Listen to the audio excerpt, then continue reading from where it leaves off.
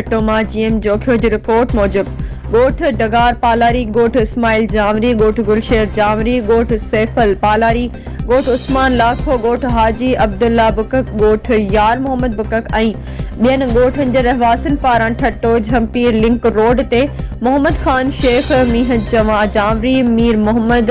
जुमन राणो जामरी, खान मोहम्मद बकक, लियाकत बकक, मोहम्मद अली पालारी, कासिम मल्हा, मोहम्मद मल्हा जी अॻवाणी में एहतजाजी मुज़ाहिरो कयो वियो। उन मौके ते अॻवाणनि चयो त संदन ॻोठनि भरिसां स्टोन क्रैश प्लांट लॻाया विया आहिनि, जिन मां निकिरंदड़ दज़ ऐं मिटी जे करे रहवासी साह ऐं दम जे बीमारियुनि में विकोड़जी विया आहिनि, जॾहिं त बारूदी धमाकनि सबबि घरनि ऐं दुकाननि खे ॾार पइजी विया आहिनि, जॾहिं त कचियूं जायूं किरी पट बणिजी वियूं आहिनि।